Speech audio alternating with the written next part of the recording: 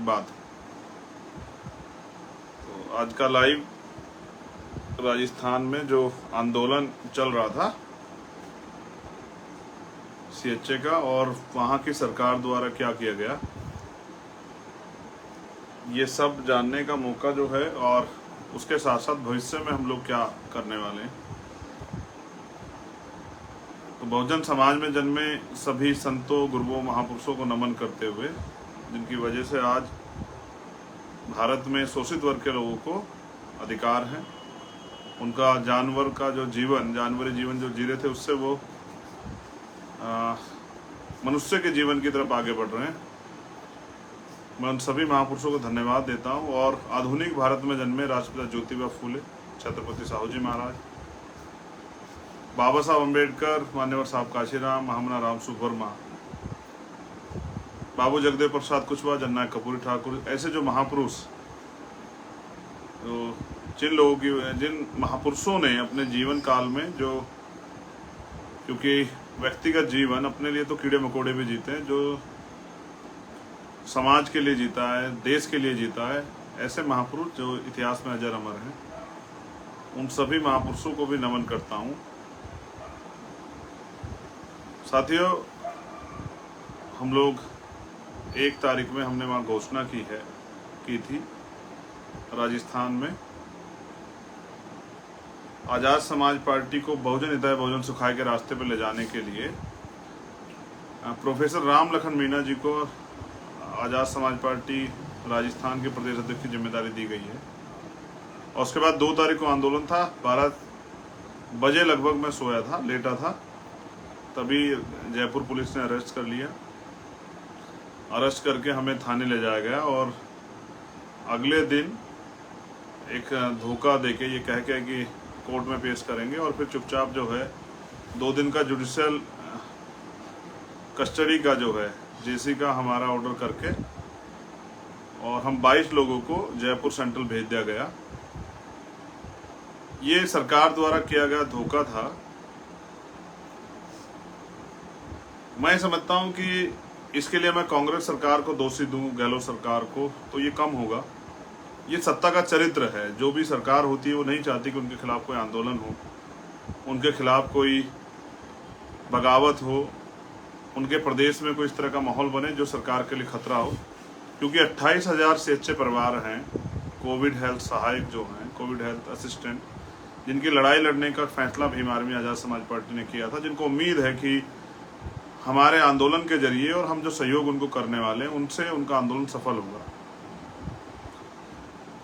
तो राजस्थान सरकार ने जो किया, वो एक सरकार जो होती वो ऐसा ही करती। मैं बीजेपी और कांग्रेस में कोई तुलना नहीं कर रहा हूं, मगर मैं ये सोच रहा हूं कि मैंने उस दिन भी जवाब दिया था कि जब कांग्रेस के नेताओं पे बीजेपी सरकार कार्रवाई करती है, तो बीजेपी के कार्रवाई के खिलाफ कांग्रेस के नेता सड़कों पे धरना देते हैं, प्रदर्शन करते हैं, और ये आरोप लगाते हैं कि बीजेपी सत्ता का दुरुपयोग कर रही है, एजेंसी का दुरुपयोग कर रही है। लेकिन जो राजस्थान में हुआ वो भी सरकार का दुरुपयोग था। सरकार को चाहिए कि जब उन्होंने हमें आंदोलन करने से रोका, तो 3 तारीख में आरएसएस और बीजेपी का जो आंदोलन था उसको उन्होंने क्यों होने दिया। मैंने जो करीब से देखा उससे स्पष्ट होता है कि जैसे पाली में का जो आंदोलन हो, फिर उदयपुर में हम लोग आए थे, तो उस दिन धारा 144 लगा के वहाँ के डीएम एसएसपी ने हमें रोका कि माहौल खराब है। लेकिन उसी दिन शाम में 5 बजे आरएसएस का पथ संचलन होता है। तो यहाँ इनडायरेक्टली कांग्रेस की सरकार जो बीजेपी के धुर विरोधी होने की बात करती है, वही वहाँ उस सरकार के मुखिया अशोक गहलोत वहाँ बीजेपी आरएसएस को बल देते हैं।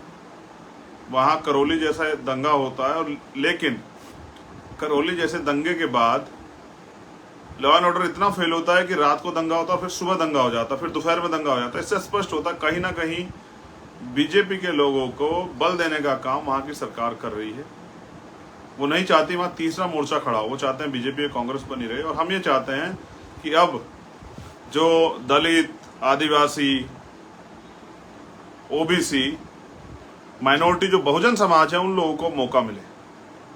क्योंकि 70-72 साल की राजनीति में हमने देखा कि इन लोगों को, इन सरकारों को हमने मौका दिया, लेकिन आज भी हमारी स्थिति वही बनी हुई है। इस देश के एससी, एसटी, ओबीसी, माइनॉरिटी की स्थिति वही बनी हुई है। अगर वो खुद मेहनत नहीं करेंगे तो शायद उनके बच्चों को शाम का भोजन ना मिले।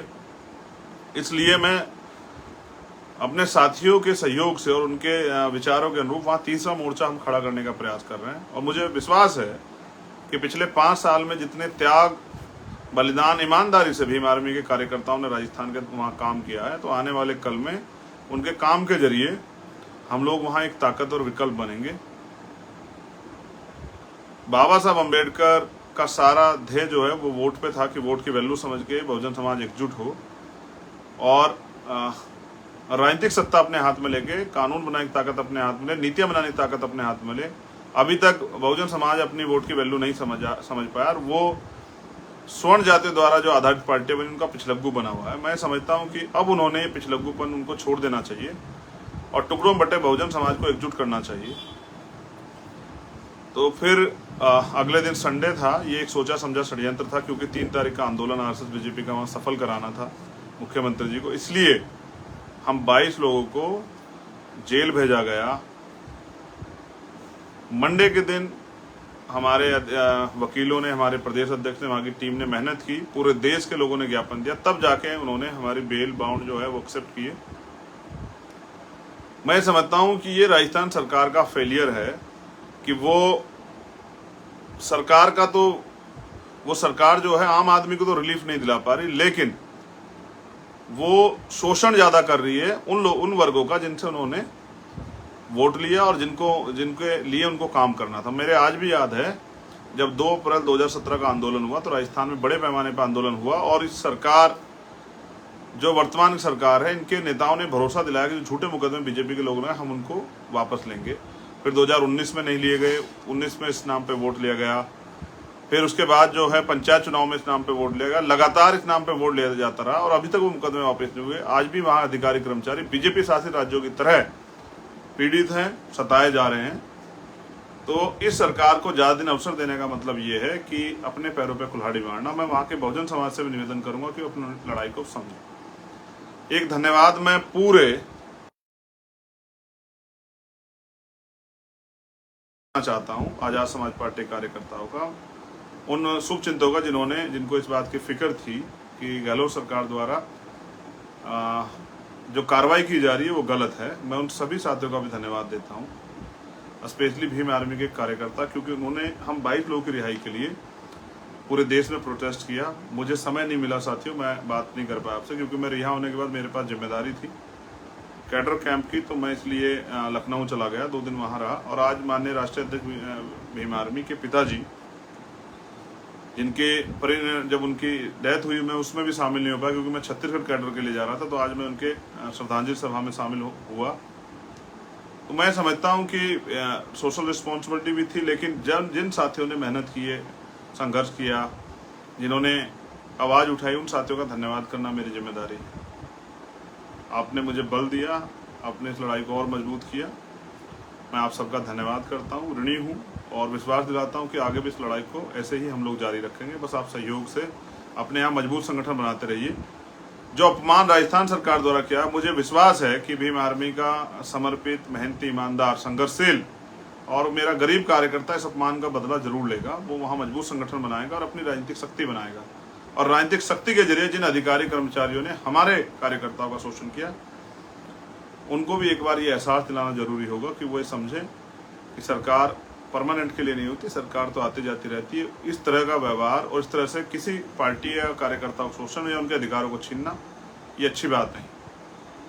सीएचए के जो बहन भाई हैं वो मुझसे बाद में मिले थे, मैंने उनसे वादा किया कि उनकी लड़ाई हम लोग लड़ेंगे।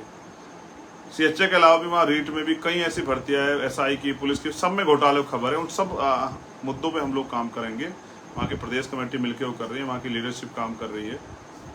अनिल ढेलवाल जी हैं, जितेंद्र अठवाल जी हैं, हमारे प्रभारी सतपाल चौधरी जी हैं, हमारे प्रदेश अध्यक्ष हैं राम लखन मीणा जी, हमारे भीम आर्मी के जो संयोजक हैं प्रदेश के सुमित सहगल जी, सुनील भिंडा जी, तमाम जो हमारे साथी हैं, सीनियर जूनियर जो अच्छे साथी वहाँ काम कर रहे हैं, जिनके नेतृत्व में इतना बड़ा आंदोलन हुआ, मुकेश बैरवा जी। मुझे विश्वास है कि जो सरकार द्वारा किया गया उसके बाद वो अपने संगठन को मजबूत करने के लिए जिस तरह से उन्होंने पहले मेहनत की, और ज़्यादा मेहनत करेंगे।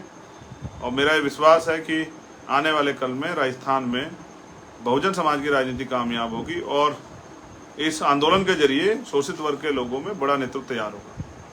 तो जब बात के सीएचए के आंदोलन की, तो मैं सीएचए के साथी जो मुझे सुन रहे होंगे, मैं उनको ये कहना चाहता हूँ वो तैयार रहें, वहाँ की टीम से बैठकर रणनीति बना लें। जिस तरह की रणनीति वहाँ आप बनाएंगे उस तरह से हम इस आंदोलन को मजबूत करेंगे। और मेरा वादा है आप लोगों से, आपकी लड़ाई सड़क से लेकर सदन तक हम लोग लड़ने का काम करेंगे। अभी हम लोग वहाँ राजस्थान सदर में नहीं है, इसलिए सड़कों पर लड़ेंगे। हमारा प्रयास है हम सरकार को मजबूर करें। आपको अपनी एकता बना के हमें इस लड़ाई को लड़ने का अवसर को देना चाहिए और देखना चाहिए कि कितनी मजबूती से हम आपकी इस लड़ाई को लड़ें। और भी जो अन्य वहाँ आंदोलन है, सक्रिय रूप से मैं शामिल होकर उन आंदोलन करता रहूँगा। लेकिन मैं अपने कार्यकर्ताओं से कहना चाहता हूँ कि एक मजबूत संगठन बनाइए, जिससे कोई सरकार तानाशाह ना हो और आपके अधिकारियों के खिलाफ इस तरह का षड्यंत्र ना करे, नुकसान ना पहुँचाए। इस वजह से मैं आगरा भी 4 तारीख में नहीं जा पाया, क्योंकि वहाँ मैंने वादा किया था कि वहाँ मैं आऊँगा। वहाँ एक दलित बच्चे की हत्या हुई थी और हमारा प्रयास था कि जल्दी से जल्दी उसमें गिरफ्तारी हो।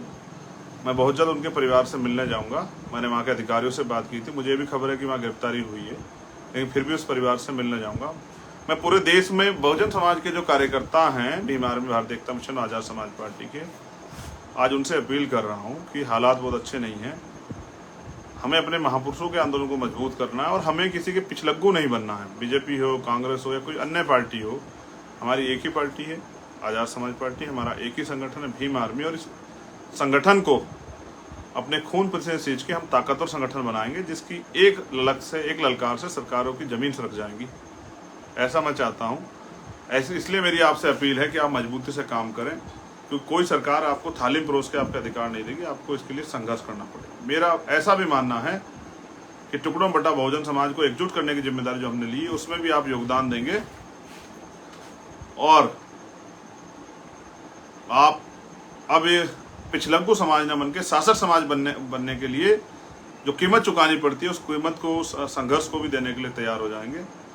मैं उन बहनों का, भाइयों का, बुजुर्गों का, साथियों का, एक एक कार्यकर्ता, पदाधिकारियों का धन्यवाद देता हूं कि उन्होंने सरकार को अपनी शक्ति का एहसास कराया। मगर मैं चाहता हूं कि आप इतने ताकतवर हो जाएं कि आपके एक कार्यकर्ता को छूने से पहले सरकार को एहसास हो कि उन्होंने किस संगठन के कार्यकर्ता को छू रहे हैं, इसके परिणाम क्या। मैं ये भी चाहता हूँ कि आप अनुशासन में रह के अपने आंदोलन को बढ़ाएं, जिससे कि ये आंदोलन ताकतवर बने। जिस तरह मैंने अपनी जिम्मेदारी समझी है, मुझे आशा विश्वास है, मैं भीम आर्मी का एक ईमानदार कार्यकर्ता हूँ, समर्पित कार्यकर्ता, आज़ाद समाज पार्टी के ईमानदार समर्पित कार्यकर्ता हूँ। मैं ऐसी उम्मीद करता हूँ कि आप भी अपनी जिम्मेदारी को समझेंगे और इस देश में जो रुका हुआ आंदोलन है महापुरुषों का, जो सपना है बाबा साहब अम्बेडकर, माननीय काशीराम साहब का, उसको पूरा कराने में मदद करेंगे। अपने जीवन के संघर्ष का योगदान देके, अपना अमूल्य समय देके, अपने धन और अपनी जो एनर्जी है उससे इस आंदोलन को मजबूत करेंगे। पुनः बहुजन महापुरुषों को नमन करते हुए आप सभी के लिए मंगल कामनाएं। ऐसे ही सहयोग और ताकत बना के रखिए। आने वाला कल आपका है। नौजवानों को लीडरशिप मिलेगी, उनको काम करने का मौका मिलेगा और भी आज़ाद समाज पार्टी के इस दल के जरिए हम अपना बल बना के अपनी समस्याओं का हल करेंगे। जय भीम, जय भारत, जय संविधान, जय मंडल, जय जोहार। आप सभी के लिए मंगल कामनाएं।